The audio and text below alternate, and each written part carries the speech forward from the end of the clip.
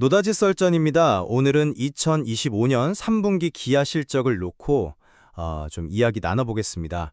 미국 관세라는 예상치 못한 변수가 있었는데 이 속에서 매출은 늘었지만 이익은 크게 줄었습니다. 그래서 과연 기아의 현재 상황을 위기 속에서 기회를 잡았다 이렇게 봐야 할지 아니면 수익성 악화가 심화되고 있다 이렇게 진단해야 할지 이게 오늘 저희의 핵심 질문입니다. 저는 어려운 여건 속에서도 성장 동력을 찾아낸 기아의 저력, 여기에 좀 주목하면서 긍정적인 측면을 강조해 보겠습니다. 네, 저는 발표된 수치, 특히 그 반토막 난 영업이익에 주목합니다. 그러니까 매출 성장의 이면에 가려진 기아가 지금 직면한 수익성 문제, 그리고 구조적인 위험 요인들, 이런 것들을 좀 더 냉정하게 짚어봐야 한다. 네, 그렇게 생각합니다. 네. 하지만 먼저 긍정적인 부분을 좀 보면요. 어려운 환경에서도 매출액이 전년 동기 대비 8.2% 증가해서 28조 6,860억 원을 기록했습니다. 특히 최대 격전지라고 할 수 있는 미국 시장 판매량이 11.1%나 늘었다는 점.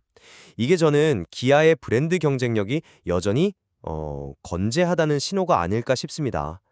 그리고 이러한 성장의 핵심 동력은 바로 하이브리드 중심의 친환경차였어요. 3분기 전 세계 판매에서 친환경차가 차지하는 비중이 26.4%, 작년보다 5.4%포인트나 증가했고요. 특히 미국 시장만 딱 떼어놓고 보면 하이브리드 판매가 무려 87%나 폭증했고 점유율도 4.2%에서 6.4%로 껑충 뛰었습니다. 이건 미래 먹거리를 확실히 확보하고 있다는 증거 아니겠습니까? 여기에 EV4 판매 호조도 있었고 4분기에는 EV5와 특정 목적에 맞추어 제작되는 차량이죠. PBV, 즉 목적 기반 차량인 PV5가 출시되고 내년에는 또 EV2와 텔루라이드, 셀토스 하이브리드 모델까지 추가된다고 하니 이런 걸 고려하면 성장세는 계속될 가능성이 높아 보입니다. 그리고 차량 한 대당 평균 판매 가격, 그러니까 ASP라고 하죠. 이게 6.3% 상승한 3,860만 원을 기록한 것도 질적 성장을 보여주는 지표라고 생각합니다. 네, 매출 성장은 저도 인정합니다. 하지만 그 이면을 좀 봐야 하는데요. 영업이익이 1조 4,620억 원으로 작년 같은 기간 대비해서 무려 49.2%, 그러니까 거의 반토막이 났고 영업이익률은 5.1% 불과합니다. 이건 벌어들인 것에 비해서 남는 게 너무 적다는 뜻이죠. 가장 큰 원인은 역시 그 피할 수 없었던 미국의 25% 관세 폭탄입니다. 이 영향만으로 1조 2,340억 원의 이익이 그냥 사라졌습니다. 이게 일회성 비용이 아니라 기아의 미국 사업 수익 구조 자체를 흔드는 뭐랄까 구조적인 태풍이라고 봐야 합니다. 11월부터 관세가 일부 인하된다고는 하지만 4분기 효과는 미미할 거라는 전망까지 나오고 있고요. 설상가상으로 환율 상승 문제도 있고 또 선제적인 품질 비용 증가 이런 것 때문에 판매 보증 관련 지출이 늘었고 신사업 투자나 PBB 관련 연구개발 비용까지 더해져서 판매 및 일반 관리 활동에 드는 비용 이걸 판관비라고 하죠. 이 판관비 부담이 상당히 커졌습니다. 판관 비율이 무려 1.5%포인트나 상승했어요. 그리고 유럽에서 공장 전환 문제 또 인도에서는 상품 서비스세 GST 인하를 기다리는 수요 때문에 판매가 주춤한 것도 좀 불안한 요인입니다. 특히 유럽은 가격 경쟁력을 앞세운 중국 업체들의 공세가 앞으로 더 거세질 수 있다는 우려도 있고요. 관세 영향이 뼈아픈 것은 사실입니다. 네, 맞아요. 하지만 관세라는 그 외부 충격 속에서도 미국 시장 점유율을 5.3%까지 끌어올렸다는 점, 그리고 특히 수익성이 좋은 하이브리드 모델에 대한 강력한 수요를 확인했다는 점, 이게 중요하다고 봅니다. 이건 기아의 근본적인 제품 경쟁력 자체가 흔들리지 않았다는 그런 방증 아닐까요? 또 미국 시장에서 경쟁사 평균의 한 60% 수준으로 인센티브, 그러니까 판매 장려금을 효율적으로 관리하고 있다는 점도 주목해야 합니다. 허리띠를 졸라매면서 비용 효율성을 높이고 있다는 신호로 볼 수 있죠.